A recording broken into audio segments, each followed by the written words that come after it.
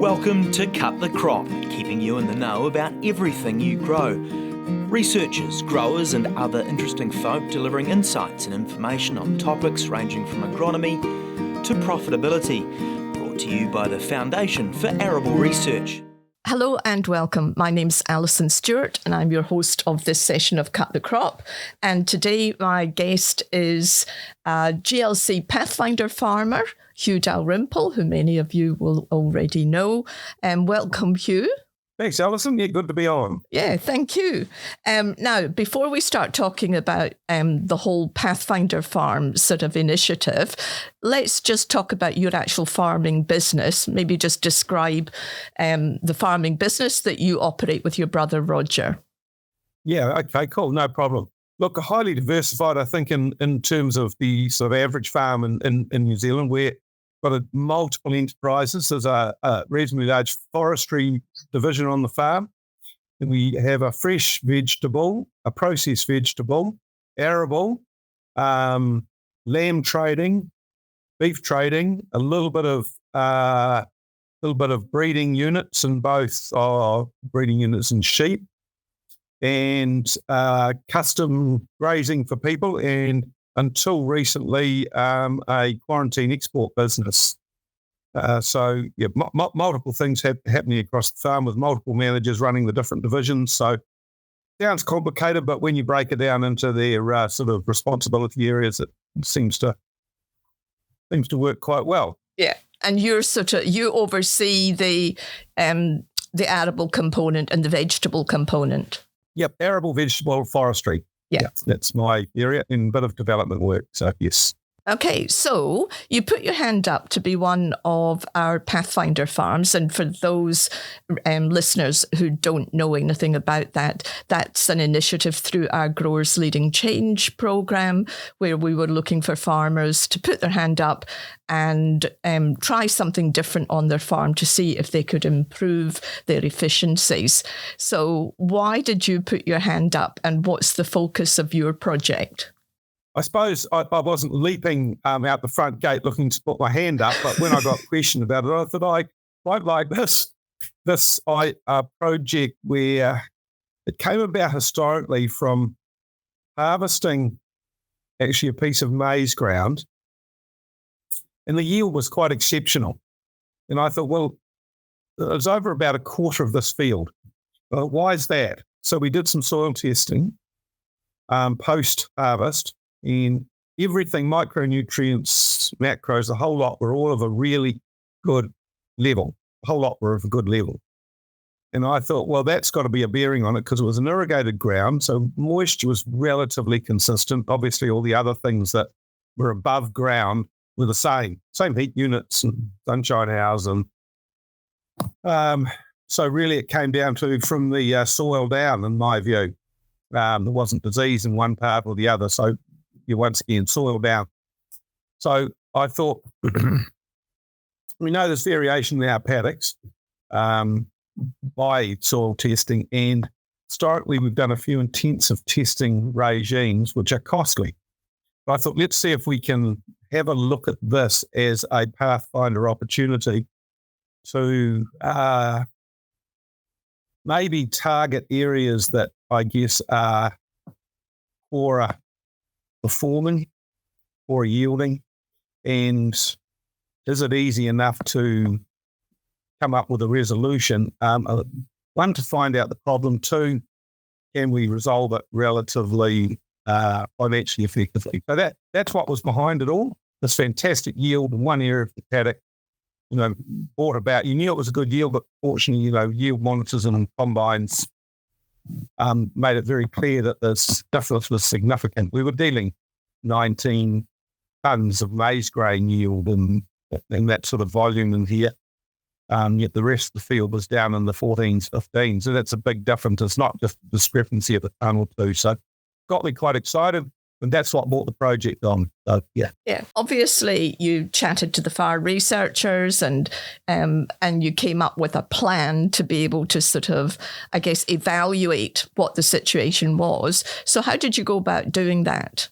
Yeah, okay. So we thought let's choose some different soil types. So we chose a couple of different fields. One was in the field where we got great results and was a sandy soil. We thought let's at least do a sandy soil, and a sandy soil where we knew there was variation quite deliberately. So that was kind of a different field from the one we'd done, because it was actually at the time tied up in fresh vegetable production, so it didn't really suit to be playing with this project in that particular field. So we went to another field, variation known and very clearly variation shown when it came to all the test work that was done by the team. And then we thought we'd do a silt paddock or a heavier soil paddock, that's what I put it as. So we also see the variation in that. And with all the mapping that the team sorted out, I kept out of the process. But in terms of the planning and what we chose, I was very much part of that. And then they went ahead and we saw some significant variations through the field. And it ranged, obviously, the testing a number of things, but macros and pHs and CECs and all those standard things.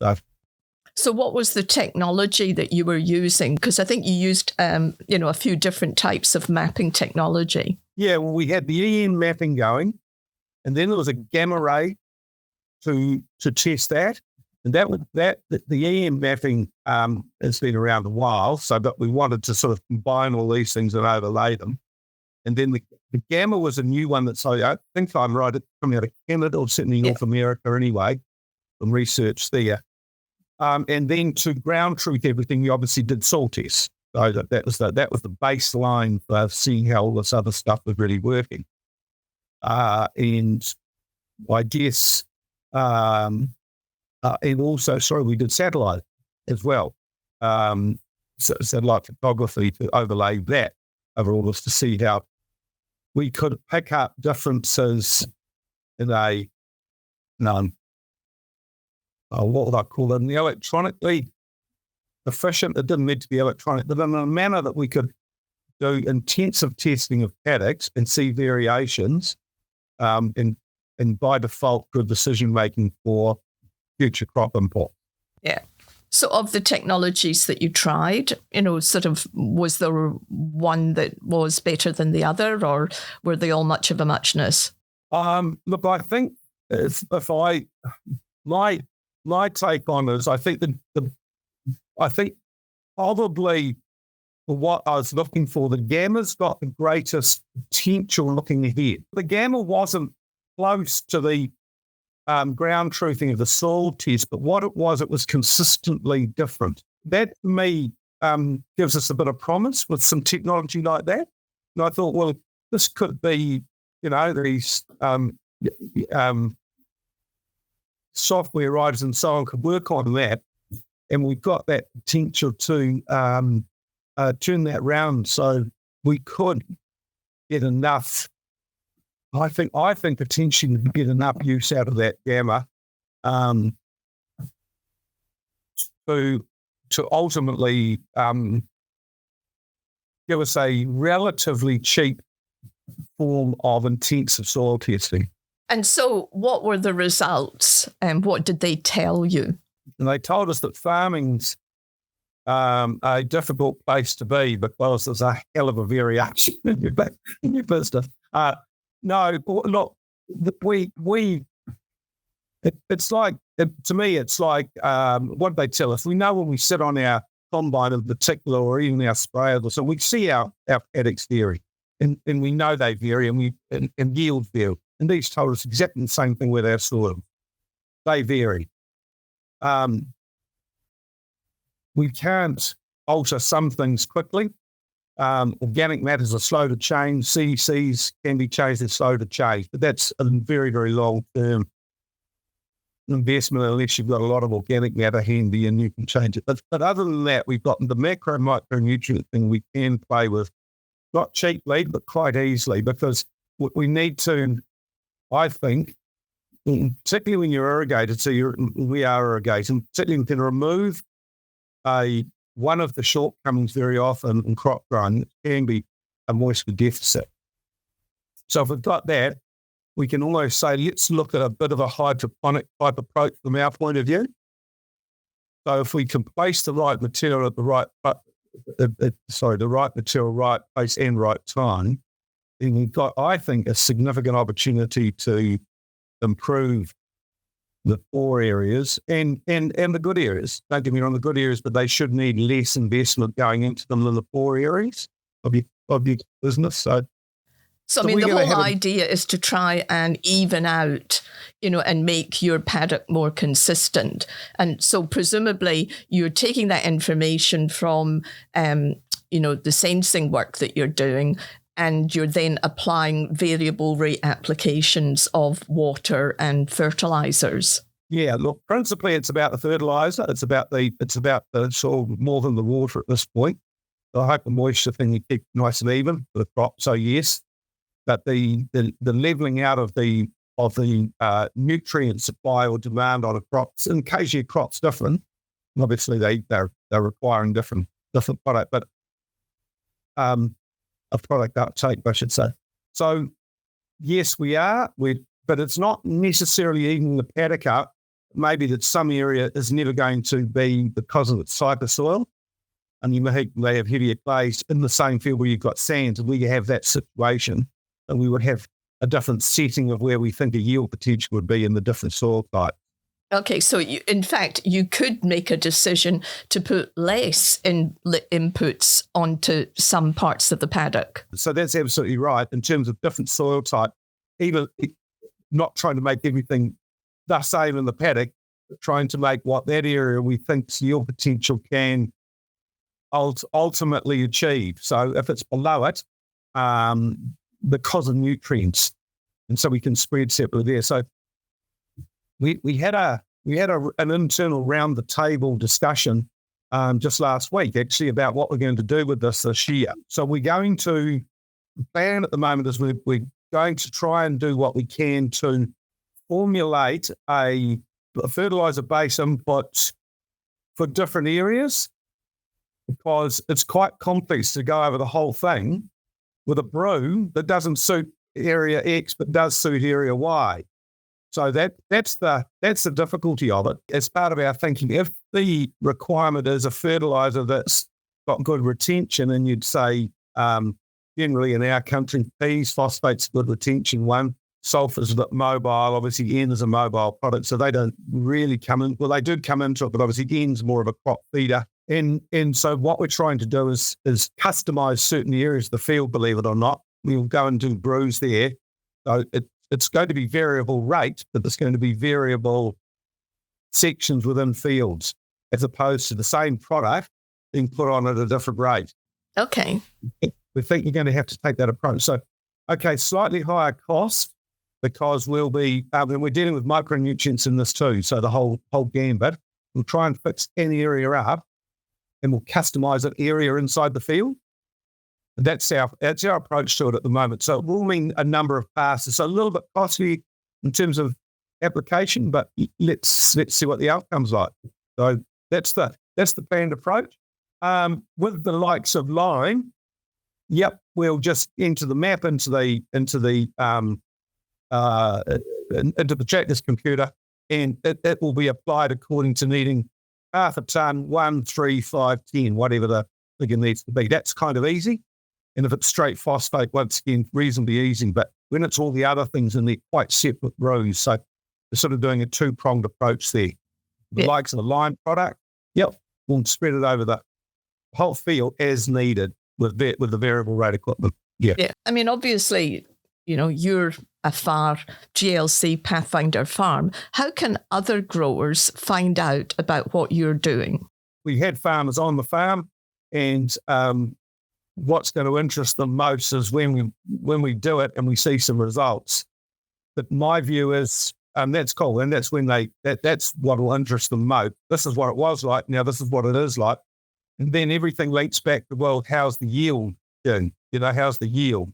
And so have we evened it up? Have we got an average of a tonne increase over the field, or whatever it may be? Well, actually, the most important question is, does it make me more money? Yeah, so I can see a little bit like, in my view on this one, Alison. I think it's a bit more along the lines, there's quite a bit of capital involved here. So I'd see this as a bit of a medium-term investment in your business in some cases, as opposed to a seasonal investment. Some of it's seasonal, some of it's medium/long-term, because we put a fence up, we expect it to last 20 years or 30 years or whatever it is. Well, the same thing with some of this product. I mean, I expect the results to take a while. So the capital investment won't pay over 1 year in some areas. But I believe we need to spread that out in our thinking. Yeah. And I think that's a really key point. I mean, there's a lot of new management practices, new tools, new technologies that are coming on, onto the market, and growers have to look at each of them and not expect them to give them like an immediate gain. You actually have to sort of look at the whole return on investment, over time, to be able to make the judgment, like, is this going to be really worth it in the long term? Yeah, it's totally right. I suppose and not too many people do this, but one other thing we do on this property is recontour our land. It's a very, very expensive process. And we're talking between $6,000 and $9,000 a hectare for that process. So that's a little bit more than a capital dressing of fertiliser. But the value to us is evening up soil and so on and so on. I mean, it's not part of the Pathfinder, but it's totally looked at as it's definitely a long-term investment. I think some of this other work needs to be viewed the same from the farm point of view. Evening up your soil is quite an interesting thing, because presumably you did it the same way. You tried it out in a part of your farm, you evaluated it, you worked through a bit of a business case, and then you made the decision to sort of roll it out across the rest of the farm. Absolutely. It's exactly that. And evening up the soil over the paddock doesn't mean you've evened up the fertility over the paddock, I can assure you. So we still need to be doing all this other work. It certainly helps it. It takes away some of the variables, very definitely. Soil moisture is a big one, evens that up, and depth of soil. So you do even up a number of things, but yeah. Your soil type, though, I mean, yes, it's variable, but it's probably not as variable as a lot of other people. Would that be right? I mean, I think of like over on the East Coast and Hugh Ritchie's.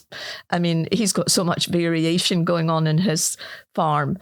But then conversely, you go down to mid-Canterbury and, it's incredibly consistent. So again, it comes back to making a judgment call about the return on investment. Good question. I don't know. I feel we're quite variable.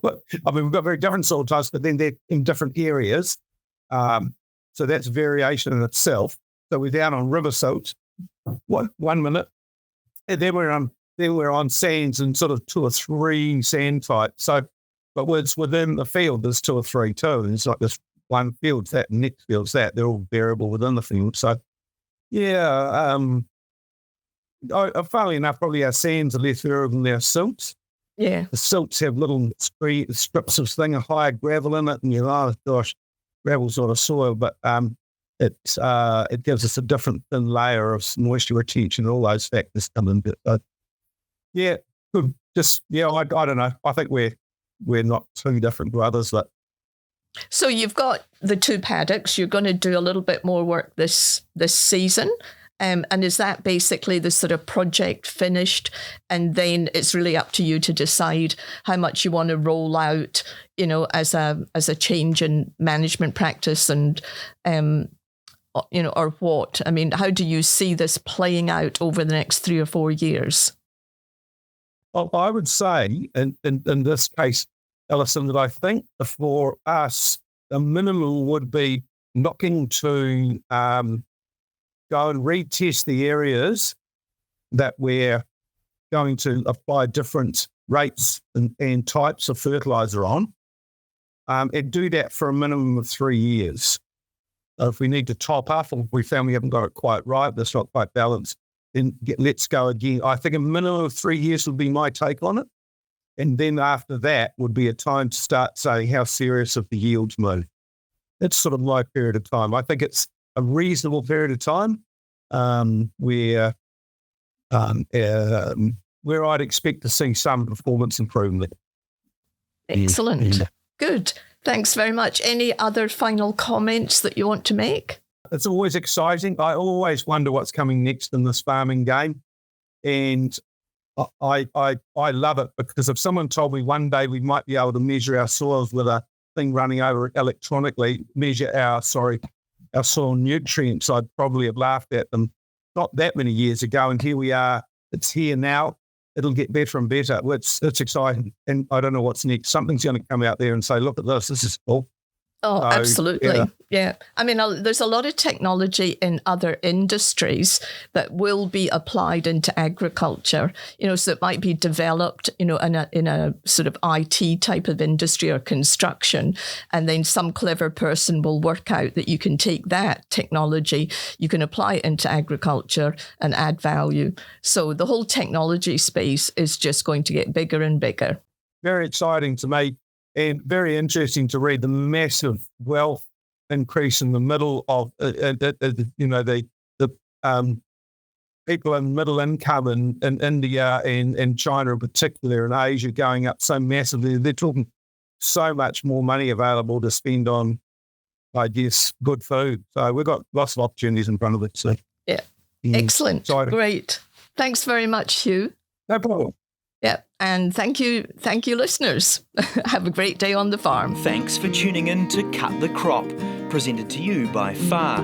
If you'd like to know more about any of the topics discussed or have any suggestions for future topics, go to www.cutthecrop.co.nz.